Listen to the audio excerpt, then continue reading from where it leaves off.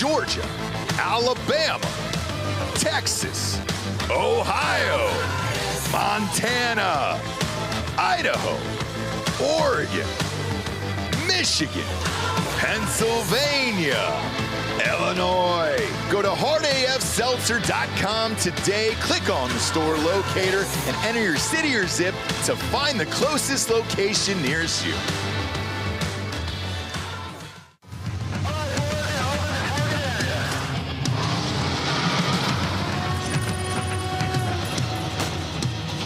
We are gold for energy!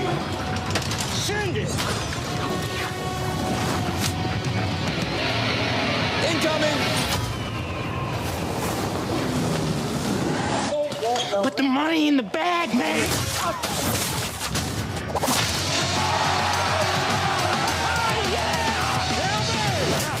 As I said, your paycheck is your thank you. What's going on back there? This is awesome!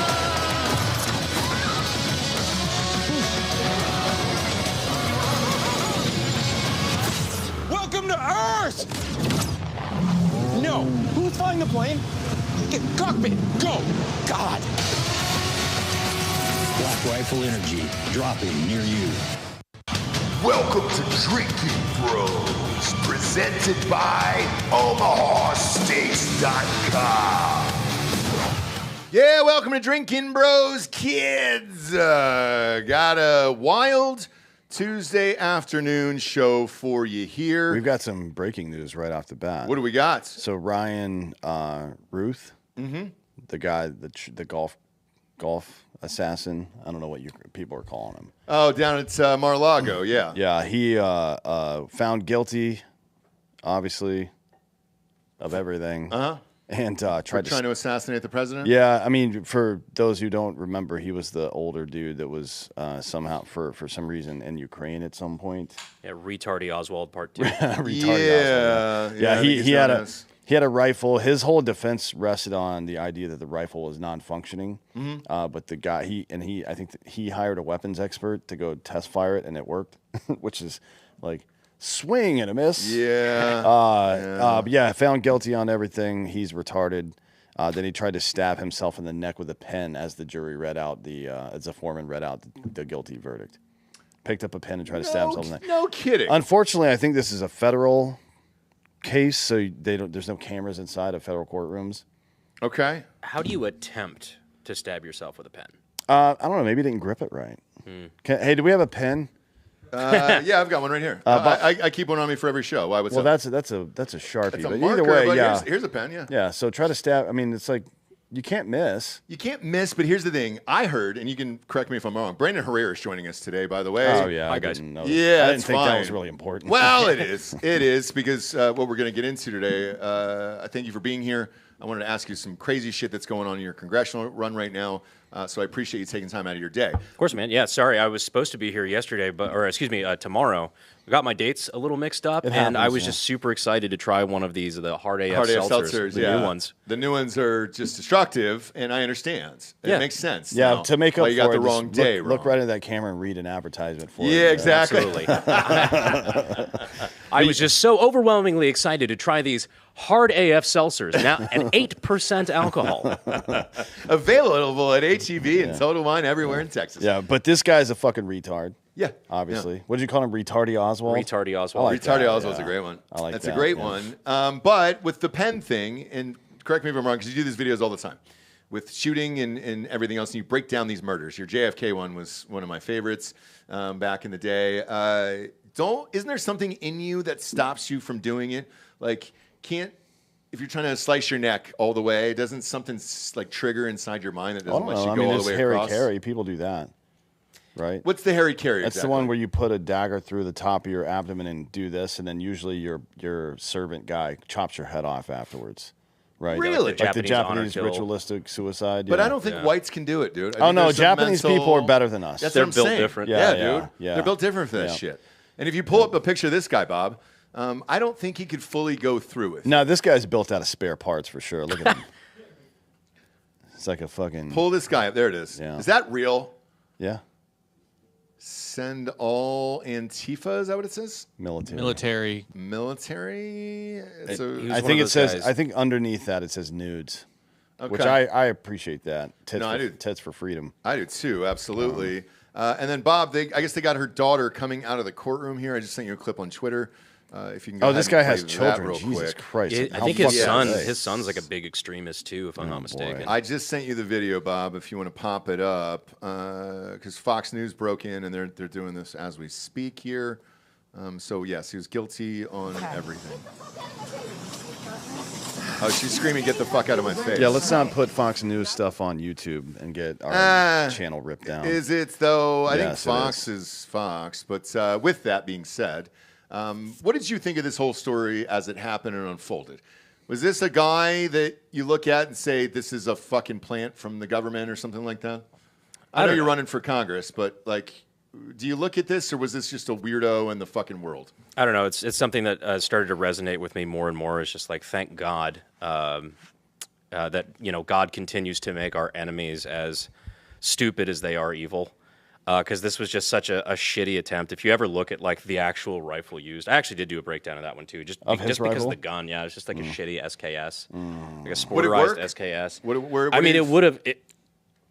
It probably could have done the job, especially at the range and the distance. Yeah, and well, everything, but- how far away was he like set up? Because after 200 meters, an SKS is going to give you some problems unless you're a good shooter. Well, they had the distance that they got him at Mm-hmm. and engaged him at, and then there was the distance that he would have hypothetically been shooting at Mm-hmm. if they had just allowed everything to play through. Yeah. Because I think Secret Service actually engaged him before he had the opportunity to get a shot off. They just found him way out. Yeah. Quick and dirty search. He planned a shot from 375 yards away. There's no way he would have made that, in my opinion, with an SKS. A scoped SKS.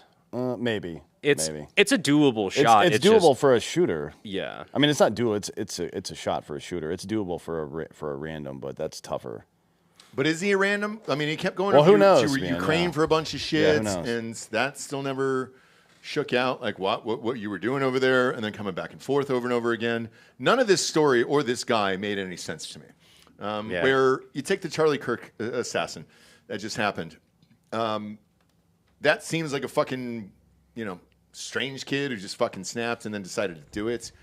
It didn't look like there was a conspiracy. Well, the to me. conspiracy is being investigated right now, which is all these Antifa fucking Discord, Twitch Yeah. channels where he was communicating with people. But to me, that's not really a conspiracy because kids would do that on their own anyways. Yeah, I don't know. I'm talking about like brainwashed Not a government conspiracy Yeah, kind of thing, yes, but like a yes. very literal by definition of Yeah. the word, like conspiracy to commit murder. Yeah. Yes. I haven't seen any evidence of even material support from the Antifa people. It's mostly just they knew about it and didn't say anything, or maybe encouraged him, which you could say, technically speaking, from a legal standpoint, when it comes to a terrorist organization, that would be considered material support. Encouragement would be. Okay. But that's a little bit more difficult to prove. So we'll see how it all shakes out. But yeah, there's no indication. If you're going to choose a person to brainwash and send out onto the street to shoot somebody, you choose a disaffected infantry marine like Lee Harvey Oswald, not some dipshit who didn't know how to operate like a normal weapon. Like you could see Right. from some of the stuff that he didn't know what he was doing. But, So I mean, shit, you want to talk about conspiracy stuff, though, or like not a conspiracy theory, but literal, again, conspiring to Yeah. assist in the murder, political assassination of somebody. That fucking old guy that they thought was the shooter in the very beginning. You remember when it just broke? Yeah. And then I think later on he came out and said, like, oh, yeah, I was saying, oh, it was me, because I wanted the real shooter to Yeah, get that's away. right. It's like, Yep. that's aiding and abetting a homicide. that's And they found child what do you call it? pornography on his phone. That's- Remember the police? He didn't want the police going through his phone. That's an That's why. accessory after the fact. So even like within seconds of the shooting happening, saying something like that and then saying to the police later on that I did it so you could get away is an accessory after the fact, even though you don't know the guy. Yeah. He's going to be charged with accessory after the fact to murder because he's a fucking retard. Well- but again, dumber than he is evil, which is a benefit to us in some regard at least. And he was so worried about the police opening up his phone after he got arrested. yeah, because of CP all over the place. Correct. Yeah. And so they got him for that as well. Every fucking time with these people. It's like physiognomy check. It's Jesus like, check Christ, that dude. motherfucker's hard drive. Yeah. It's nuts, Why dude. is it that every time there's some kind of incident involving violence and left-leaning people, at least one person there is a pedophile? Don't know. Like the Kyle Rittenhouse thing. It's like you throw a rock at these protests, and somehow you're it's safe. gonna A hit one. felon, a communist, and a pedophile walked into a bar. Exactly. Jesus Christ. Now, with you, the reason why we're on YouTube today and not Patreon is I invited Brandon on the show. Obviously, he's running for Congress right now. I believe the primary is March or April of 26. Yes, sir. March 3rd. And you're going up against Tony Gonzales yet again. Yes, sir. Lost by 407 votes on the last go-rounds. Yep. There is a bizarre story that I have heard. I've heard a shit ton of rumors on this, and I wanted to ask you about it because the story is unfolding day by day, and it keeps getting weirder and weirder by the day. The Texas Rangers have just been called in. Yeah. Uvalde Police has been called in. The fact that the Texas Rangers and not DPS were called in is should tell you something. Just to be clear on that, we'll get to more on that later. Right. About what their purview is inside the U.S. or inside the state of Texas. But let's start with just the facts. So They're investigating a death. yeah, there's a suspicious fire-related death of a staffer for Tony Gonzales. Correct. Yeah, I believe his regional director for Uvalde. Okay. If I'm not mistaken. Now, she died on Sunday after authorities found her on fire at her Uvalde home. She was 35 years old. Uvalde paramedics, firefighters, and police were called to the scene for disturbance. Officials say her body had caught fire, which, no offense, is a term that I've never heard before. I don't know how a body just magically catches fire. Yeah, that's a weird thing to say. That's like if somebody's been shot, it's like, yeah, her body got shot. We don't know what happened. Like, well, Right. no, somebody shot her. That's what happened. Somebody right? shot her. It's so, like, either her or someone else or an accident or something. It's just the language that's being used around it right now is very bizarre, to be honest. Even the mother's comments, the way they began and the way they've, gotten different. There's a lot of weird shit going on here. there is. And by the way, I'll say it because right now it's speculation, and I don't want to get you in any trouble here. No, for sure. But her mom told the San Antonio Express News that the incident was an accident. Uvalde Police Chief Homer Delgado said in a statement there was no indication of foul play, but his department and the Texas Rangers are investigating. So why would they be investigating if there is no signs of foul play? Why would somebody be caught on fire if it was not in a house fire, a car exploding or something like that? It's like I don't see a candle doing this, and you were sleeping in the other room, or Not to the degree that you die from it. Right. That's kind of crazy. And I mean, either way, this is just it's just horrible because this was a wife and a mother. Yeah. So like just horrible story all the way around.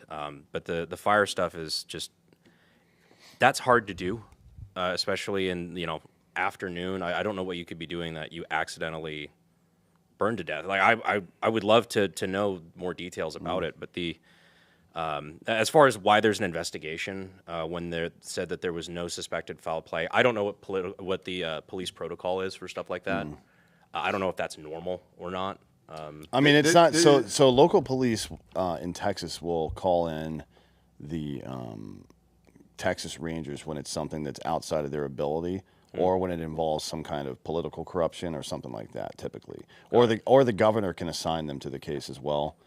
In some regards, if it's something that rises to the level of a state crime and not just a local crime. Sure. This is not that, obviously. It's not the latter. It's got to be the former. So the Uvalde Police has had their issues in the past, for sure.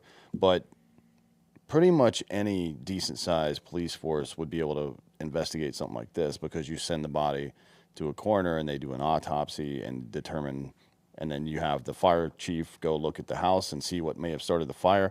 All these elements, even for a local jurisdiction in a case like this, would be in place. Sure. So the only reason I can imagine that Texas Rangers were called in for this is because it has some linkage to politics, right? And it's the idea that it's just an accident and there's no foul play suspected. When they say no foul play suspected, they mean they don't suspect that a third party was involved. You know what I mean? That doesn't mean that the foul play didn't originate from the victim herself. Just to be clear. But here's where things I'm trying not to be crass here. I'm not either, and I'm just purely reading the statement from her mom and the police on this one here, and this is according to San Antonio Express News. Her mother found Santos Avias fully conscious and on fire when she went into the home. And then she told the newspaper, the mom, that her last words were, "I don't want to die." I don't understand a scenario, or I cannot figure out a scenario mentally where you would walk in and see a person on fire, fully conscious, saying, "I don't want to die." Because my first reaction, if I was on fire, for example, to my knowledge, she doesn't have a disability or isn't in a wheelchair or anything else, would be to stop, drop, and roll, try to pour water on myself, or get out of the house completely and try to enter the streets and wave for help, or try to grab a neighbor or something else. Well, I think people go into shock. Yeah, but I was involved pretty quickly with fire, go into shock. But the issue is that it's not going to be easy. You can set your clothes on fire, and sometimes clothes are flame. I mean, that's going to lead to a lawsuit, obviously, if that's the case. Not in this case. I'm just saying in general, if your clothes catch on fire and it burns you to death, there's going to be a lawsuit, because that should not happen. It takes a lot. Like an accelerant, Yeah. typically.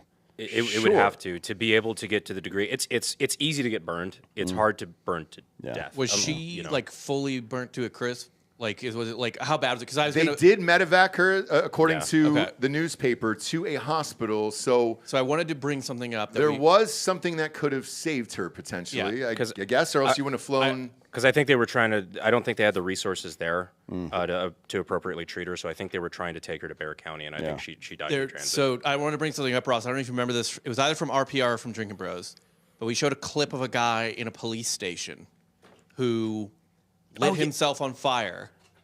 And didn't he cover himself in hand sanitizer? Yes. Wasn't Yeah, that that the one? doesn't work, by the way, because it's kind of an old magician's trick to cover your hand in hand sanitizer and set it on fire, and it'll go out once the oil-based alcohol is burned off. But he inhaled it in a way that'll where help. it killed him. Oh, yes. So he wasn't very on fire. Even though he wasn't burning, like his inhalation? skin wasn't burning, it was the amount of fire he was inhaling. Yeah. Interesting. Yeah. And now, again, and this just keeps getting more and more bizarre. After she says, "I don't want to die," after being on fire, the fire officials who were there say the blaze may have started in the backyard. The cause of the fire remains under investigation. Now, I've been in 2 buildings that burned to the ground. One was in college. We lost an entire 3-story apartment complex. Burned to the ground, 5-alarm blaze. I've seen people panic when everybody was home, too, and it was late at night. And it was a faulty electrical outlets. These guys at Ohio State got the shit suit out of them and everything else, and a lot of money. Nobody died, though, and at all. Everybody was able to get out safely. I've seen people panic, and we tried to help them. We got everybody out safely from all the buildings, right? So it was me and my fraternity brothers. We got them all out. But everybody knew when things were on fire that you've got to get outside, or you've got to figure it out, or you got to do something Yeah, here. so wait, they're saying that the fire started in the backyard, but her mom found her in the house. So how did that happen? That's odd. It seems like there's this whole story. It seems like there's a lot of conflicting reports because it's one of those things that information takes a while to get out. Because I'm trying to figure out what happened here, just like I think a lot of other people are too. Yeah. Because there was one report that I had seen where they said that it had to have been an accident. I swear this is almost a verbatim quote from the article, because there was a water hose outside, and I am trying to figure out what the fuck that has to do with the cost of tea in China. I mean, Right. like the presumption is that she would just go over to the water hose and Turn it on. put it out if indeed that were the case. I have no idea why they felt the need to bring that up in the article. That's but, odd, yeah. Yeah, and then, by the way, the other fire I was in, and I want to ask you guys this because you're friends with a ton of firefighters and everything else, they made us stay there. And those fire chiefs are very, very fucking smart. They had figured out both fires. And there was another one that I was in that's this chick had bamboo plate mats, like for plates. In the bottom, she thought it was a drawer and not a she burner, put it in. and She put it in the broiler. Correct. And it burns the entire kitchen down and everything else, right? Yeah. Now, the other one, it was an electrical fire, and they figured that out, even though an entire 3-story complex burned to the ground, within 4 to 5 hours. So fire officials not being able to figure this out immediately with one person in one house seems odd to me for a story that happens, 3 or 4 days ago or whatever it was. Like, yeah, you would probably know the answer at that point. Like, I've been in 2 occasions, and they knew right away, and they were like, "Hey, here's what the fuck happens." So this whole thing is really odd. Has Tony Gonzales made a statement yet? He did. He put out something that was basically just saying mourning the loss of a former or a current staffer, former staffer. I'm not totally clear on that part. Okay. It came really late. Yeah. And I don't think it was. I think it was just in response to the news. I don't think he's posted anything publicly, which that also strikes me as a little bizarre. I feel like that would be a big thing if you lost any sort of loss of life from your staff is insane, but let alone something like this is horrific. Yeah, and he also he had an event that they shut the media out of, I believe, right after that. Which, that is true. I believe it was it was like an opening of a research facility, like a ribbon cutting. Yeah, that's an odd way to go about it. They barred media. Media was invited, and then later on they said media was now disinvited, at least according to the article I saw. And they asked them, is that at the request of Congressman Gonzales? And they refused to comment. Interesting. So I'm just curious. I would just like to know what the hell is going on with this situation, frankly. Same. And right now, the other statement the mom made, and this is 2 different statements, was that she was outside the home, and then she said she was inside the home. And also, when this is according to the firefighters there that were at the scene, when we arrived, we learned of a fire behind the residence that had been put out with a fire extinguisher. At the same time, EMS personnel were there attending to a female who had suffered burns. She was transported by EMS and at some point flown to San Antonio Hospital. And her police said her family is fully cooperating with investigators. But this is very, very strange. Now, I think it was based on a canceled 911 call as well, which I found like that was an interesting detail. Like somebody had called 911 and then hung up. And that's why they showed up in the first place? Because they still showed up anyway. This doesn't sound like a big enough fire to set off alarms and get the cops show up by itself. Right? I wouldn't know. But somebody did. Yeah, somebody did call 911, and then they said it was canceled, but they showed up anyway. And this is all, like I said, just going off of articles and whatnot. It was actually, I couldn't find anything on this. I had heard it had happened. There's a lot of articles now. And that's why I called you, and I said, hey, man, can you come in and discuss this? Because obviously, you're running against him, and you don't want to run off of somebody's death or anything like that. It's awful. But the whole thing seems very, very bizarre. And now Reddit and all these other guys are speculating what potentially happens, and they'll figure it out. Somebody will figure it. If the Texas Rangers are there, Dan and I are friends with some of those guys. I'm sure you are too in real life. Yeah, there's only 130 They'll of them. figure the fuck out. There's only 130 Texas Rangers. They don't get used for random cases. They are the best of the best. Like the majority of them are either assisting DPS or they're out doing manhunts or something like that, or important cold cases that happen at the state level that new evidence emerges. They hand it over to them because they're experts and everything. Stuff like that. They don't just bring them in for random stuff. That's. I've heard a lot of stuff from people I would consider to be credible sources who've been correct on a lot of the details of this case up until now. Heard a lot of stuff that I really hope isn't true because it's really horrific. But at this point, I just think, it's too early to speculate. I don't want to be that guy because at the end of the day, this is a very real person, a very real person's life we're talking about. Yes. A wife, a mother. You don't want to try to score political points on the back of somebody. It's just, I think it's inappropriate until the details come out, which maybe they will, maybe they won't. And I hope a lot of that's not true. But at the same time, I think that if it was nefarious or if there was something that needs to come to light, I think it will. Like I said, you get good people in the case and whatnot. And, I'm a big believer what's done in the dark is brought to the light. I agree, and especially in today's political environment and everything that's going on, they're going to look into this, and there'll be answers and everything else. I would imagine an autopsy will be done and all that other stuff. So autopsies and then exploitation of devices as well, right? Like if there's any questions about certain things, then you start to look at people's text messages. Mm-hmm. You know what I mean? And then some of the rumors that I've been hearing are not great. Same. And but we cannot confirm those. No, I can't confirm any of the stuff, but it's bad. That's why I haven't said anything about, like, it's why I haven't mentioned this publicly at any point, because I think, like, especially coming from me at this point, it's inappropriate. Yeah. Yeah. But I'll tell you what, then I can read the headline from the El Paso Herald-Post as of yesterday. Was Tony Gonzales, the staffer, killed by drug cartels or because of a hate crime? So, I mean, that's their clickbait title. And, certainly being burned alive is something a cartel member would do, but I can't answer that either. Like, I have no fucking idea. So, yeah, man, this is a story that I think is just starting right now and is going to grow and grow and grow. And unfortunately, running against him and having the last election so close, I have a feeling that you're going to be personally dealing with this question over and over and over again. For sure. And so I wanted to bring you on and kind of knock it out right now because we don't know.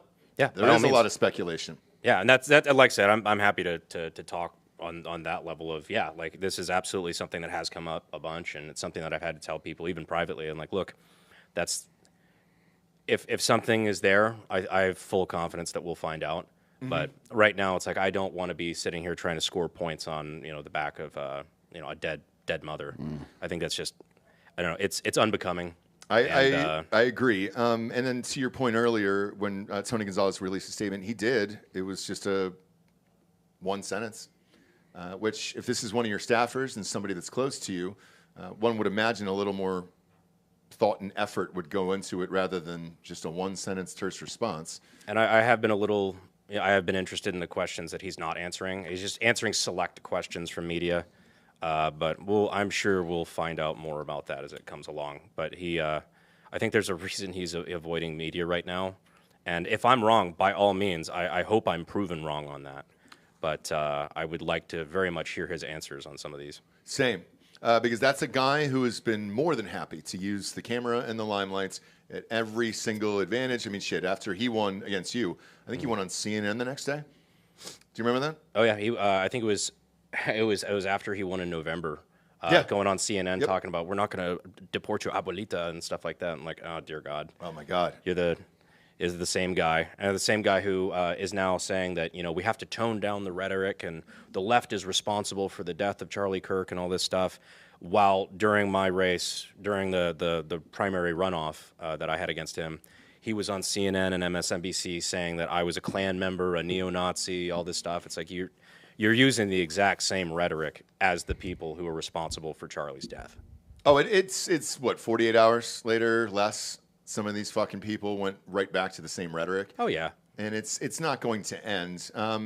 I guess let's discuss your current race right now. What did you learn from your loss in the last election versus how you can turn that into a win in this one? Because 407 is as close as you could possibly fucking get, for Christ's sakes. Oh, yeah. What did you learn from that one heading into this one? And more importantly, why try again unless you really want to fix the country? Because I've gotten that. Obviously people know we're friends in real life, and they were like, why is Brandon doing this? Like, I go, look, he wouldn't do it if he didn't want to help change the country. So, And I wouldn't do it if I didn't think there was work that could be done. Like, if I thought the whole thing was fucked and that there was no chance, then I wouldn't be doing it. But I did have that serious conversation with myself. I didn't know I was going to jump back in. Until the last couple months, just certain things happened, whether it was the big beautiful bill fight or a couple other personal things. I'm like, man, this needs to happen, and I would kick myself if I gave up now, especially as close as it came last time. Because I always said, like, oh, if I got shellacked by 10 points, right. All right, not my thing. I stepped out of my wheelhouse. I get it. But to come within 1% of a sitting incumbent after being outspent 10-1. Like, I had all the guns of the establishment pointed at me last time. And things I learned last time, I learned a lot. One of them is that the establishment got hands. That shit sucks. Having millions and millions of dollars spent slandering you where you live is one of my least favorite things to do. One of the reasons why I really didn't want to do it again, like, it really, like, that sucked. And, like, we've got a thick skin because we've been on the internet for a decade, but it's still, like, it sucks not being able to go to a Texas Roadhouse without seeing a fucking advertisement about how much you hate veterans and kick puppies. And, it's It's annoying as hell, but I think we're in a much better position this time. Starting off last time, I think our name recognition was like 4%. Right. Now we're like more like I think we ended the last one more like 90%, 91% amongst Republican primary voters. We're already like the polling that I've seen, even before I jumped in, he's in a very weak position. You know, he's very widely disliked. He's a censured Republican. The Texas Republican Party said we want nothing to do with this fucking guy because of his anti-border votes, his anti-gun votes. So he's not getting any support from that element of it. And on top of that, I think this time we're going to be better funded. He's going to have less funding resources than he did last time. He's already in a weaker position in that regard.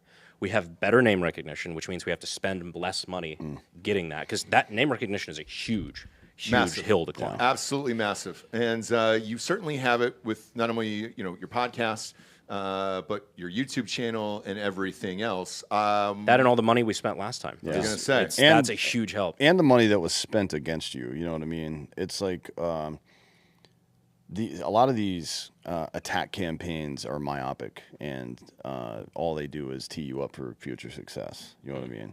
Because there's a lot of people who just hear one thing one time and it folded into their worldview, and that's the end of it for them. Yeah. But there's quite a few people who are like, oh, well, wait, that's not true. Obviously, like they hear something like, oh, Brandon Herrera hates veterans, and then they see you're on like all of your friends are veterans, right? I think this year, like literally all of them. And I think this year is we're actually going to cross the finish line for having raised over $1 million for veteran nonprofits. Yeah. Like it's stuff we've been doing for years, right? Years. But everybody, they just hear this stuff, and like the one like, oh, he's not from here, he's a carpetbagger. It's like, well, for one, I would implore you to figure out where North Carolina is, because it's in the South. Yeah. Yeah. He's a Yankee carpetbagger. I'm like, that's not how that works. But on top of that, it's like, no, my family's from South Texas. And like the one thing that's true about me that wasn't true about Tony is that I lived here before I decided to run for office here. I was his constituent. He was originally going to run in a different district, but then Will Hurd dropped, and then they convinced him to move and run in 23. That's John Ossoff guy in Georgia. He was claiming to be from my district and didn't live there either. And then you hear about this shit, and you're like, okay, cool. I don't believe in you. Now the district is a weird one. Bob, if you can pull up that map one more time. Well, Ossoff is a senator. Now.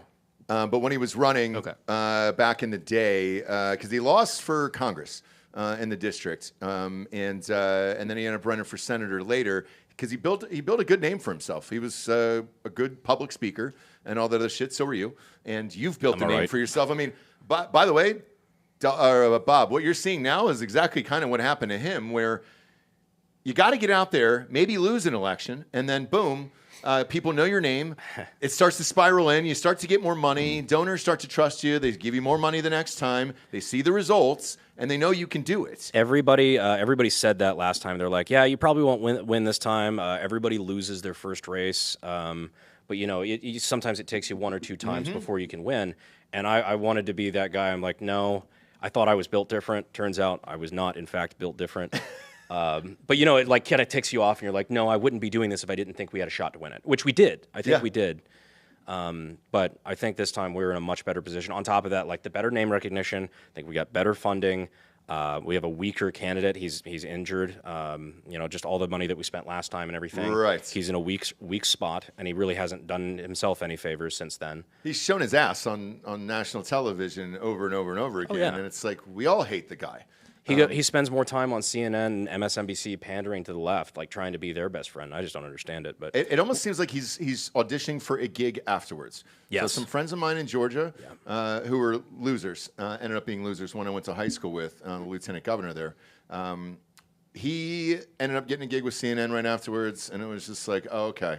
So that's why you were on every fucking night. You were the one, air quote, Republican who was willing to go on and be like, yeah, I don't agree with what Trump and the right is doing either, and I'm trying to change things.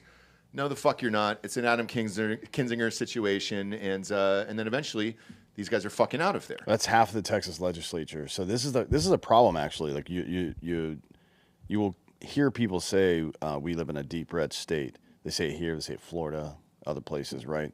So all some grifting twat has to do is put an R at the end of their name and raise a little money and box the other people out. And you're like, oh, that's a Republican. I'm voting for him, right? Which is you can't trust that R. Because we have a very conservative state. I think the population, especially in the rural areas of my district out in West Texas, is very, very conservative. Yeah. And I'm just trying to reconcile that with why then does Texas produce some of the worst Republicans in the country? Well, that's why, don't because know. there's no market competition. There's no, like, there's a Beto every now and again, right? There's a Jasmine Crockett every now and again, but for the most part, it's a well-funded institutionalist rhino versus an actual conservative, and the person with the better name ID and support are going to win. This is how it works, right? Especially if the individual voting doesn't take the time to distinguish between the principles of these two people. That's a fucking problem for us. Now, Bob's got the map up right now of your district. I think, what is it, 1 in 15 people? That's like Georgia. This is the Georgia one you wanted. You want his district? No, I want Brandon's. Yeah. So 23. for mine, it's John's not on the Texas- show today. Texas I District wish he 23. was, but that's where I lived. Look at that. There's Johns Creek. 'Cause I played baseball in Sandy Springs. God, it's a nice little pat on the back. Hey, Bobby, see that picture of me as a 2023. child over there? Yeah. I was in Sandy Springs. 2-3. 2-3. Yeah. District 23 in Texas. That was in Sandy Springs. A little child picture of me back there, Bob. It's just awesome. One of our listeners, Poutine Powered, which sounds very Canadian, but I'm going to let that slide, says, when you win, are you still going to do unsub and Drinkin Bros and shows like that? You know what's really funny is that I when I was in the Capitol when I was running the first time, just meeting up with some people, some friends, stuff like that. Some of the staffers were showing me around Gates' office, and one of his because you got multiple rooms in these offices. One of them he had fully converted over into a podcasting studio, and I was just like, He was on the show. that is going to make my job a lot easier. He was on the show. No shit. Gates was on the show, and when he went on, sound, audio, That was good. picture quality was pristine. So that motherfucker had it down pat. Yeah. And Dan and I have been in all those offices. There's enough space in there to have your own room to do whatever you want. Build your There's own usually set. 3 All or of it's 4 great. rooms depending on where you are. We interviewed Eye Patch McCain in there. Jared did. Yeah, I wouldn't do that. Well, this is going to come back to where I saw Brandon last. I saw you at the inauguration multiple times throughout the weekend, obviously. We had a fucking blast.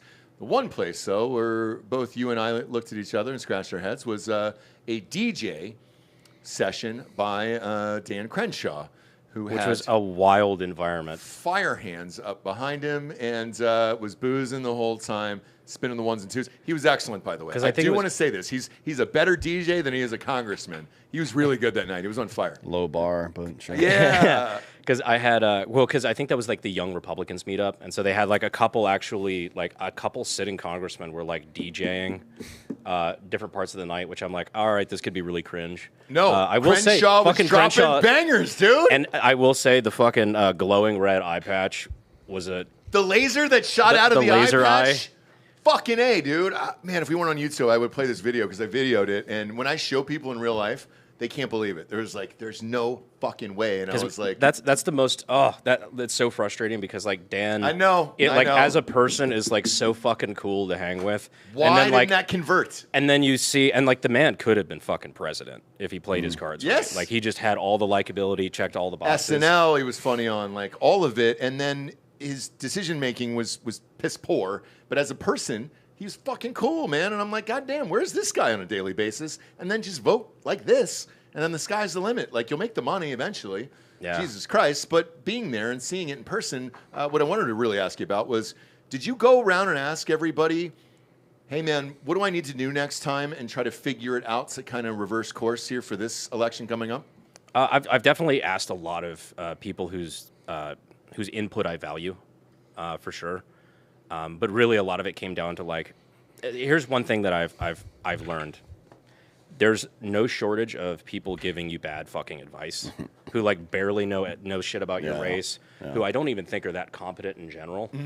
No shortage of those people telling you, oh, this is what you did wrong. Like, okay, there's a lot of professional vultures that make their living giving advice. And then when it wins, they parade it around. And when they lose, they're like, oh, that was his fault. And so, like, you just have to be careful who you're taking advice from. And, like, I just try to congregate it and say, like, okay, who do I trust? Who do I value the input of? And on top of that, what is my gut telling me? Because there's a lot of things we did last time that my gut was telling me, I'm like, I don't think this is the right way to do it. But I was trusting my advisors. I was trusting, you know, my consultant, everything like that. Anything in particular? Even just, okay, I'll give you one simple example, right? There's like when we recorded TV ads for certain things, I was given specific coaching to keep my hands down. I talk with my hands a lot, right? As like you gesture as somebody who like communicates professionally. I was told to keep my hands still and down by my sides when I was talking.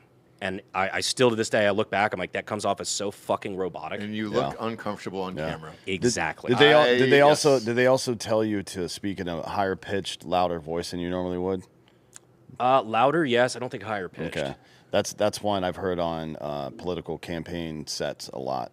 Like, you want to be up here. You want to be up here and excited. I'm like, maybe just be yourself. That's my thing. I'm like, I've not to put too fine a point of it. I've built a pretty fucking lucrative career off of being a professional communicator, and that's like backing that up. I'm like, no, wait. I think I know how to talk to people more than somebody who sits in an office in DC all day. And so I'm gonna do like a lot of the stuff we're doing now this time. I'm like, if I'm gonna lose again, I'm gonna fucking lose my way. Yeah, those consultants know how to shield a bad communicator from overexposure. Yes. But when you're John Smoltz. We grew up watching the Braves be good at baseball. John Smoltz is one of their pitchers, and he always said, "If I'm going to lose, I'm going to lose on my best pitch." And that should be like you. If you've got, especially if you're good at something, why would you remove that from your arsenal and replace it with something mediocre? That doesn't make any fucking sense. Yeah. Yeah. And then one note, and I'm being totally serious when I say this. Did anybody tell you to speak Spanish more? Just Yes. based All on the time. district? All the time. And can you? Like, I've known you for years. The joke I always make is, so I understand it a lot better than I speak it, for sure. I understand just enough to know when I'm being made fun of at Home Depot. So do I. So, Yep. yeah. And that's me too, where it's just like, but with Herrera and everything else, and especially in the district that you're in, Bob, go ahead and put this up on screen. I would imagine your advisors and other people were like, hey, man, if you could do this in English and Spanish, it'd be super helpful. Yeah, and within, that would be a lot more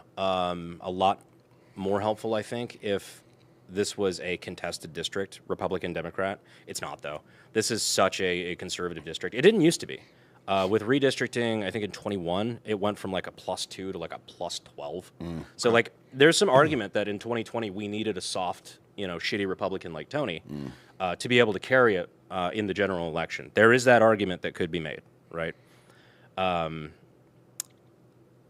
However, with the new district, like we can actually have a real conservative. We can have a die-hard conservative in that district and not be in any danger of losing the primary. I think you should do like a super thick fake Mexican accent the whole time. Just like talk like Cheech from Nice Dreams. Or play that time. music. Mexican Americans don't like to get up early in the morning. Hey, you gonna blast this for or what, Holmes? What was it? Was it Brandon Herrera, and I want your vote. Was it Hillary Clinton that did the I have one thing to say, and it's just Despacito? Yeah, Who the fuck was that? Despacito. That would be great. You get Bad Bunny out there, like really do all the things, Yeah. Be like we've got a piñata beneath us. If you want to use that, it's a Hard AF Seltzer piñata underneath. By the way, the average Hispanic voter in South Texas would fucking find that hilarious and probably be more inclined to vote for you. That's the funny part. Showed Hispanics up in are hydraulics, dude. Hispanics and Asians don't give a fuck about Hispanics are stuff. so good about like They think it's hilarious. Yeah, I think it's fucking funny. They have great comedy. Yeah. Great comedy instincts. Every time, like, because I've been called, Hispanic slurs and shit like that. My initial instinct is to laugh, and then I realize, oh wait, no, he's not joking. But I'm like, I think it's funny. Yeah. Yeah. I'm going to go through the lifestyle of it too. Sure. Are you single? Yes. Okay. Yeah. Because when you go and do that job, and I'm sure you've talked to everybody else that's up there, I mean, you're leaving and going back and forth all the fucking time over and over and over again. Most people usually have to get an apartment up there. Yeah. Going to make the votes. They're there for a certain amount of time. Then they got to fly back to their district. I actually think that's a big help. Whereas other people will get married like, I don't know. Who's our favorite guy in South Carolina? Tim Scott? Oh, I didn't want to say is- it, but I'm glad you did. Tim Scott, for example, super straight, obviously, and just decided to get to be a virgin into his 40s and got married later. With you, I actually think... Well, it's also it's a possible help. that his I thought you were talking mom... about Lindsey Graham. No, Bro, he's Lady G. Is Lady G married? No. No. It's no. He's come on. If he was married, it'd be Fake to a wife? dude. Does he have a fake wife, Bob? No, This lady, do you have a fake wife? He's never Lindsey played Graham? that game. I think with Tim Scott, he might just be a little bit weird. Okay. Maybe his mom took Tylenol when she was pregnant, you know? Yeah, hey, we don't know, guys. We don't know. But I actually think that helps, and here's why. You're focused on the job, you're focused on your district, and bringing kids into that environment is something I've heard a lot out of people who are hesitant about running for Congress or Senate or everything else, where they're going to miss their kids growing up. Frankly, that's one of the reasons that pushed me into doing it the first time. Is I'm like, man, if I have, I'm in a very lucky position right now where I've got a decent bit of sway, influence, stuff like that. Financially, I'm not worried about where rent's coming from next month. Right. I'm independent enough. I've made my own way, and I currently don't have small children or anything that I'm worried about in that regard. I'm like, man, this is the time. Yes. Because like when I have a wife and kids and whatnot, obviously I'm going to want to focus on that more. But now I've got the time. It's like, okay, fuck, this is how I serve my country the best. 100%. And because I've always had a fascination and a desire to do it. But after the kids are grown up, I don't want to miss their lives right now during all of this and everything else.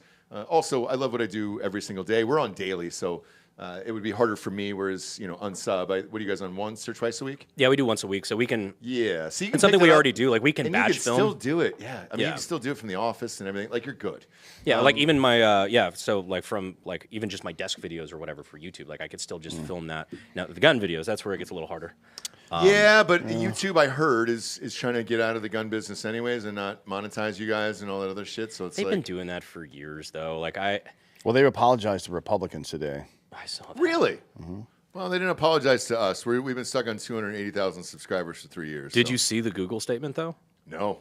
Oh yeah, they Is it today? basically. Today they basically admitted that the Biden administration was putting pressure on them to silence people they didn't like. Not basically, they outright said it. Yeah. They said it straight up, like, the Biden administration was pressuring us, and we they did this, caved. this, and this, and we caved, and blah, blah, blah. We just told the story last Thursday on the show. They threatened to delete our entire channel for having RFK Jr. on in 2022. You're fucking kidding. Nope. We got a call, and he was promoting a book. Was the book about vaccines? I think it was about being a falconer. I wish. No, I think it was about vaccinations. I don't know, yeah, probably. And they were, it was in the midst of COVID, and they said, you have them on, you're fucking done. And all of our videos got a warning at that time because we were the only ones going. In North Carolina, we were here here at that time. Yeah. But previously in North Carolina, remember we had that essential shit to get to work and all that other stuff. We were the only cars on the road. It was a weird time. Odd. And no, I have not heard this statement. We just went hard on YouTube on Thursday. There was multiple lawyers that have reached out over the last year in particular to say, hey, you could sue the shit out of them and win pretty fucking easily just based on your back end. Well, technically speaking, somebody from YouTube told us that. Yes. Oh. They were like, based on your channel growth up until that point, you should probably sue them for like $15 million.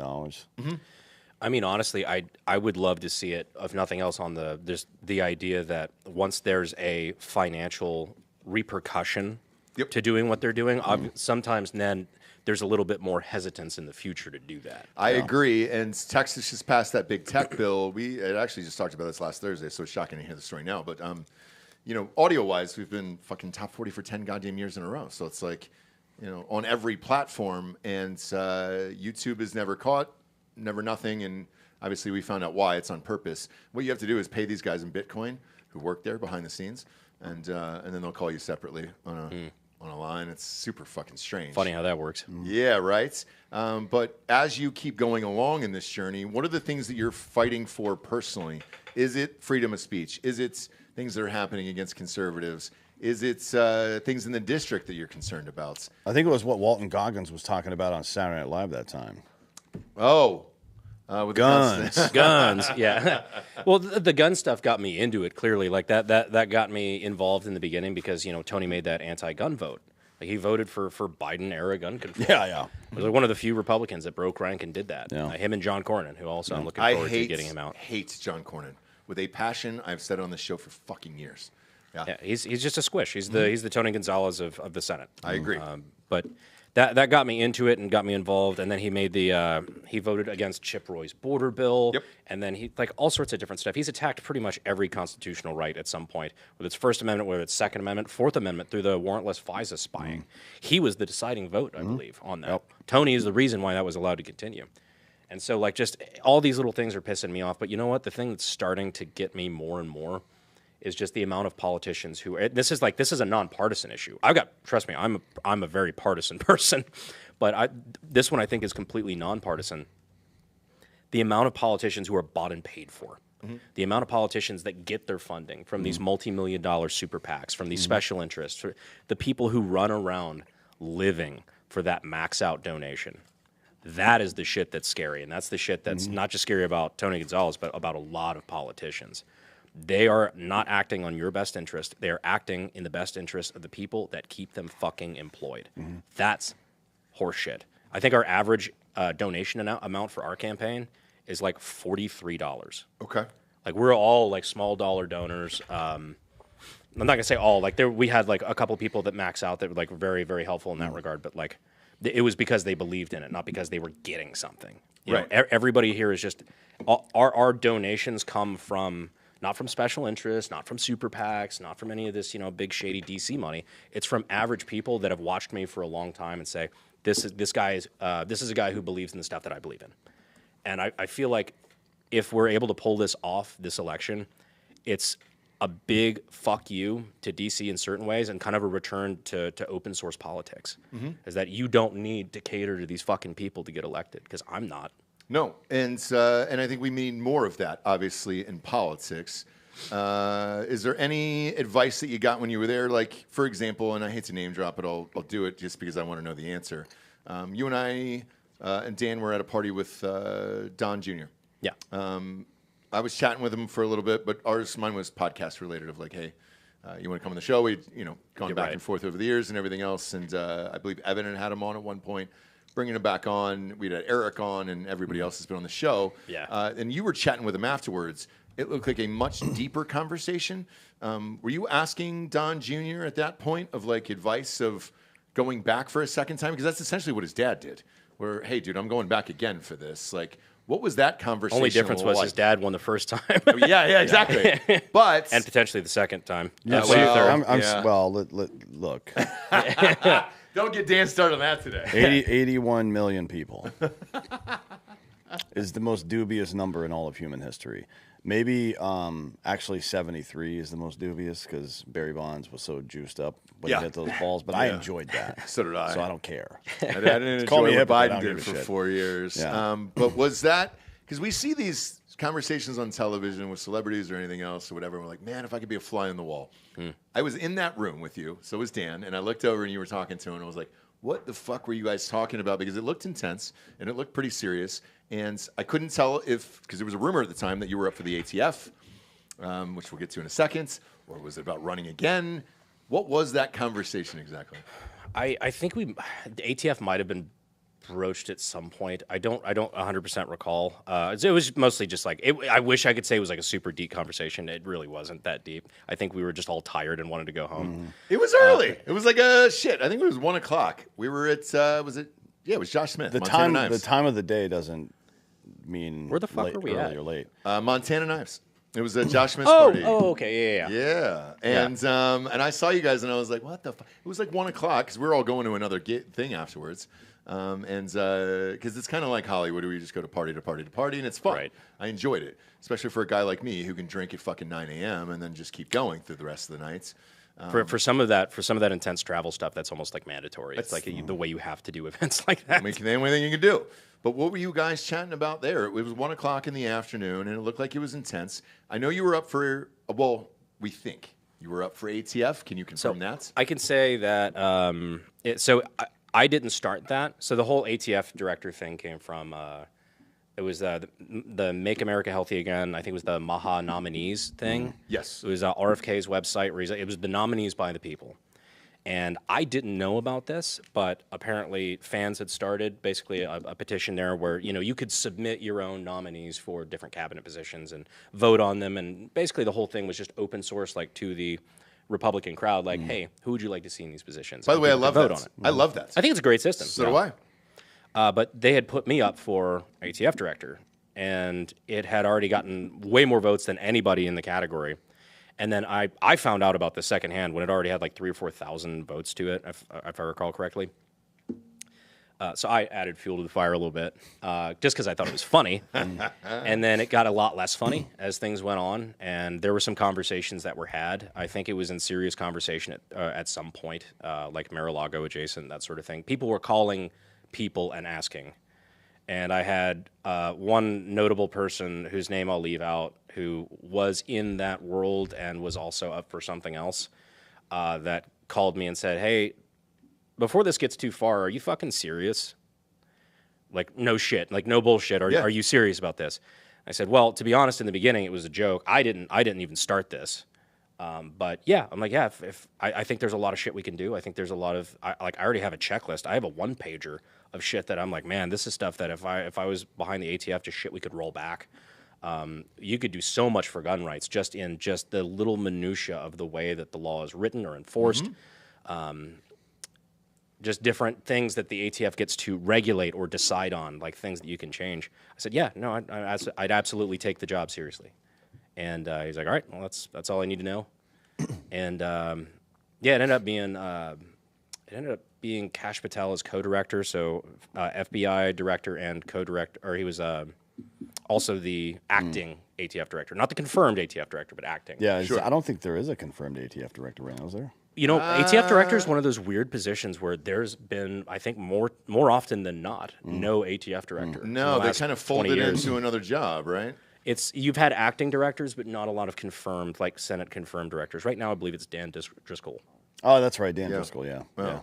Could be worse. Yeah, and I like Dan. He's you know, not as aggressive as I would like him to be, obviously, but I mean, you'd be hard pressed to find somebody who fit that description. Because when you go there to these inaugurations and you're at the same things, the same events, and the same parties, it feels like a Sundance Film Festival or something like that. Yeah. And then you see the conversation start to ramp up, and then you start to see deals come out of that. And I was like, man, I wonder if Brandon's either walking out of here with a deal or getting advice to run again. And then when I saw you run again, I was like, well, shit. Now it's getting real. I typically don't, and this is maybe to my detriment, but I typically don't make asks of people.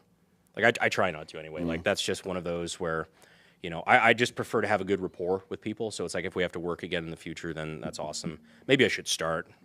But it wasn't anything like where I was trying to horse what wouldn't hurt, excuse me. Yeah. I wasn't doing any horse trading or anything like that. It's mostly just like, all right. Yeah. I think a great ATF director would be somebody who worked with the Department of Justice to file federal lawsuits against states who are violating gun rights and policing cross-border trafficking. That's your only two jobs. And I mean, technically, they have some administrative stuff to do, like they're required to do by congressional edict 2,000 site visits of places that use explosives, like mining companies and assholes like us with Class 10 FFLs and stuff like that. That's the only thing they're required by law to do. And ATF 1811 has a pretty wide berth vis-a-vis picking the cases that they work. They don't typically get assigned cases from somebody else. They decide what they're going to do. And make somebody like one of us the director of that place, and you'll see some shit go down. Like this illegal... People use the phrase illegal gun, and I'm not sure they know what it means. You know what I mean? Because that phrase in itself is kind of silly. An illegal gun. What the fuck's an illegal gun?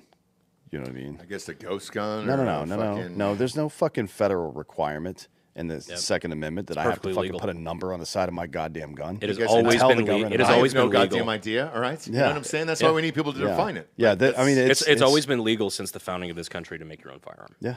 Yep. No shit. Yes. Even with a 3D printer? Yeah. With anything, who cares? This is a new piece of technology. Yeah. It doesn't make... You can, if you want a gun, you can get one, regardless if you make it yourself or buy it on the street or whatever else, right? It doesn't make our communities any safer to police that particular activity, in my opinion. What makes our communities safer is not creating systems that make individuals opt out of society, right? To create parallel economies like mob and gang violence and shit like that, which is happening in the trans community now as well. They're creating a parallel society where it's delusional nonsense. Everybody's trying to kill me, so I get to go over here and do these things, and I'm justified because they're trying to kill me, right? Which is just nonsense. Regardless of whether that's true. Yeah, which correct. it's fucking not. Yeah, it's but- of course it's not. So this is like our capacity vis-a-vis authority should be used to affect that problem. Policing the individual for access to weapons is one, it's stupid, and two, there's no way to do it. Like it's literally impossible. My thing is always just like, if you look at the places that have problem with gun crime, because if you take out the big cities, I mean, like the United States does not have a fucking The gun United problem. States is right next to Norway. Yeah. If you take out big cities. And the biggest problem with that is you go to those cities that almost universally liberal, which is a pretty good rule of thumb. Is like just cities are liberal by default. I think it's something the way that living in such a close, dense environment does to your fucking brain, because we're not supposed to live like ant colonies. I just don't think that that's the way we're supposed to be.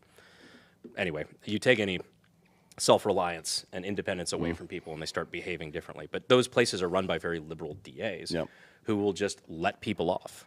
It's the soft on crime people that are like, why do we have a gun problem? We just saw it the other day. The dude who shot up that Sacramento ABC over the weekend. The local police let him go. Yep. I mean, He look fired into the building. That's Sacramento police, though. What? That's just Sacramento police, though. That's that's liberal the other police. day. It's Just liberal doing cities that. everywhere. It's liberal cities everywhere. So you have what is very clearly a politically contentious issue because of the whole Kimmel thing. And then the guy goes and shoots up the front of the building, and you let him go. That dude saw something he didn't like happen, whether it was media-wise or politically or whatever, and he decided to go do violence, and you just let him go. I mean, look at the guy who stabbed that girl in the subway in Charlotte. 14 arrests. Yeah, it's like that's what it is. People need. I was talking to Peaches about this earlier, actually. Guardrails. People look at guardrails and think of them as a measure to control you, but what it really is a roadmap on how to reach success, right? For the most part, certainly there's authoritarianism sometime, but somebody saying to work hard is not trying to control you. They're telling you, I know both instinctually and from experience that working hard is going to give you a better chance of success than being a piece of shit, right? That's it. I'm not trying to control you, you motherfucker. But that, again, it's another place where we use, or another instance where we use misplaced effort. Our effort should be focused on showing people that social guardrails are important and stop letting the government decide these things. You know what I mean? The government makes stupid decisions because they make them for too broad of an audience every single time. That's not how decisions are meant to be made. That's why our system of government is federalism, right? Yep. That's the whole reason we decided to do this. We looked at every government that ever existed in human history and said, you know what? Strong federal governments are good for some things. National defense, currency, etc. It's good for that. But for everything else, it kind of sucks. So we're not going to do that. And as an arbitrator between states. Yeah, as an arbitrator between states. Yeah, it's like we decided specifically not to do that. So our focus should be, and I don't just mean from a governmental level, but as people that are involved in politics and media and citizens in general, to create social guardrails, right?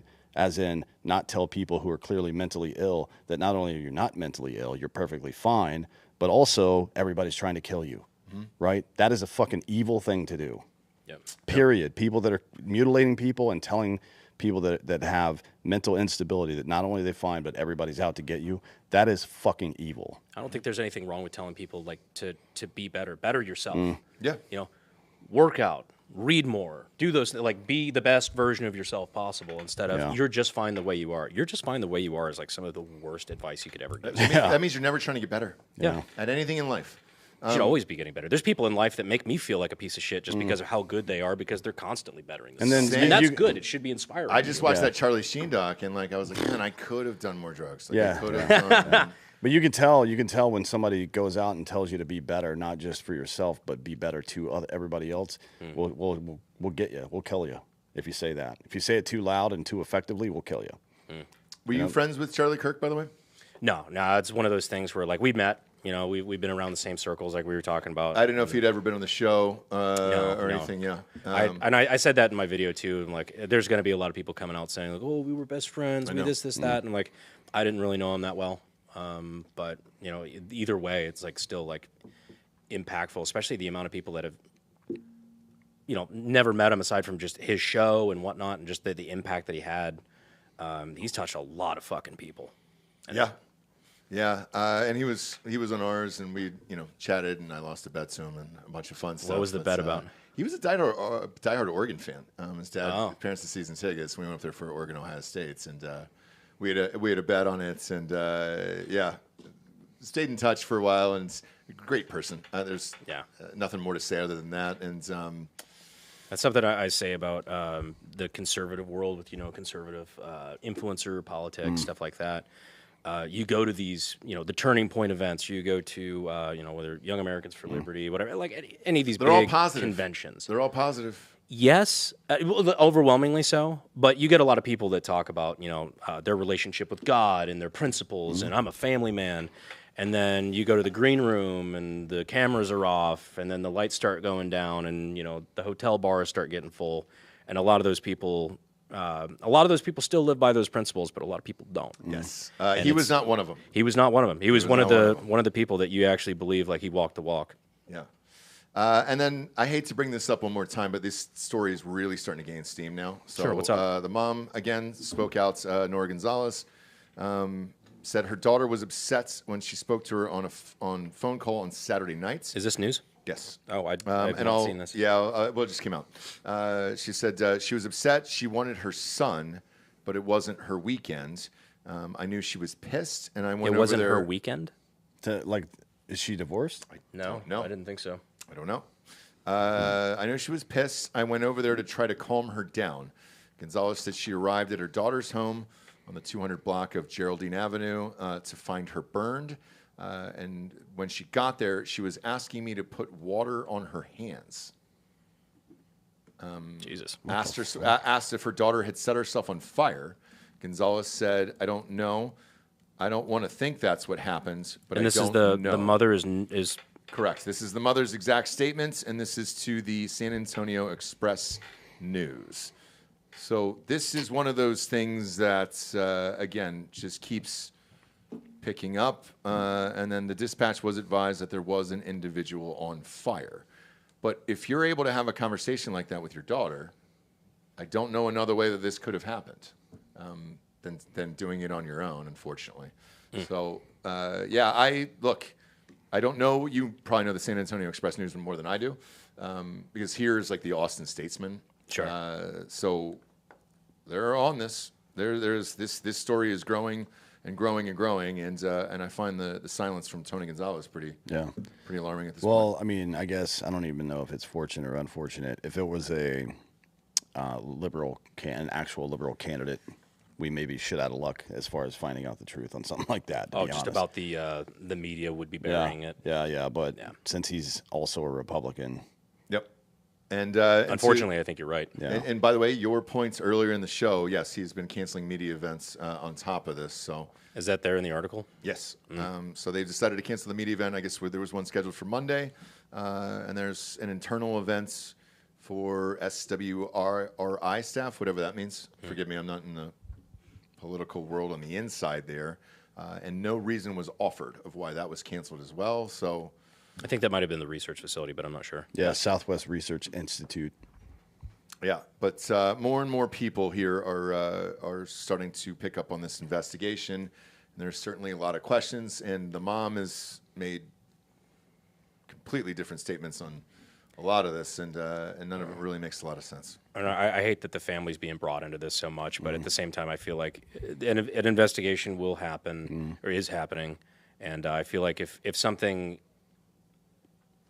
drastic is, if something really, really bad is involved in that front, I think people have a right to know. But as the mom, I guess, why would you talk this much to the media? I wouldn't, as a grieving, like I've got 3 children, as a grieving parent of a daughter, I wouldn't talk to the media like this. I'd be like, get the fuck out of my house. Like, I don't want to release any statements. I never try to apply any kind of standard of logic to people that are grieving death, because it's a fucked up situation. Very true. Very true. Who knows? Who knows what's going through that It is always shocking. Right yeah, it is always shocking. And if she doesn't have her own support system, you feel like you're all alone, and you start to go a little crazy, to be honest. Yeah. It happens to a lot of us, as a matter of fact, when our buddies start killing themselves. Exactly. So we'll keep an eye on it. I appreciate you stopping by today. But this was my own idea, by the way. I wanted to chat about it. It's one of the more bizarre stories I've heard in politics in a very long time. So thank you for being here. No, of course, man. And you hope to that note that. Uvalde's a pretty small town. You hope that they've got a good support structure and everybody. Let's hope so. Yeah. Absolutely. This is the point of the show. We get to the Drinkin Bro of the week, which is someone who inspires you or helps you become the person you are today. Who was the biggest inspiration for you, because you've been on the show in the past, who said, hey, man, I really think you should jump back in and do this and get back in and run for Congress again? Matt Gaetz. Really? Matt, I will say this about Matt. He, after I lost, and that's one of those. He was definitely hoping, obviously, to replace a shitty coworker and have a little bit more backup with somebody who was willing to take a more conservative stand on certain things.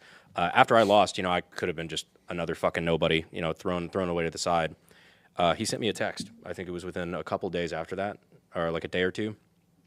It was like a long text, and just said, "Hey, man, I know you're probably feeling a lot of stuff, like not really even sure, like, what's going on right now, like what's going through your head."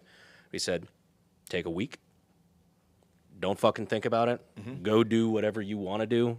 Just take a breather from all this stuff, and then come back to it later with a cool head and reevaluate. Because he said essentially, like, I think that you have a lot to offer the conservative movement, and I don't want this to be the end for you. I agree. And it's interesting that he would go out of his way to do it, because he was going through his own shit at that time. Yeah. And, He tends to stoke a lot of fires. Well, look, I mean, a lot of people said if he got in there instead of Pam Bondi, some of these people would be prosecuted like they should be right now. Yeah, that's why he didn't get in. That's it. There's a lot of those senators, I think, very afraid of what a Gaetz AG would look like. Holy shit. Could you imagine? Some of the shit he I brought can't on imagine. I imagine it often. Some of the shit he brought on himself, so I'm not going to completely say, hey, dude. Yeah. But I mean, there's a lot of stuff going on. What he did work-wise was great. Personal life-wise, he's got some shit to work on. But, man, if he would have gotten in there, could you imagine? I mean, it would have been one by one, I think, because that motherfucker had just... I don't think there would have been a single Office Depot in D.C. that would have a paper shredder in stock.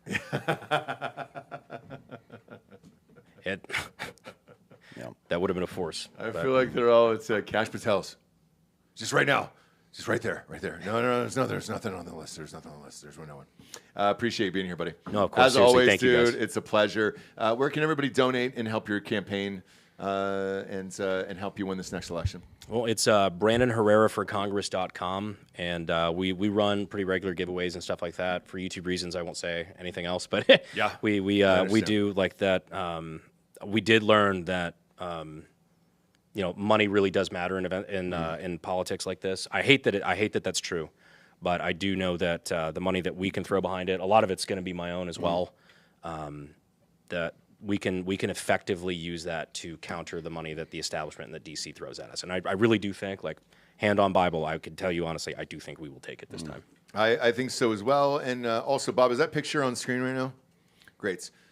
He really is that tan in real life. So this isn't like a brown powder later to help with the Latinx vote. It's real. It's all real. It's all real. Mine isn't. Yeah, I licked my thumb and rubbed his forehead Mine when he came isn't, in.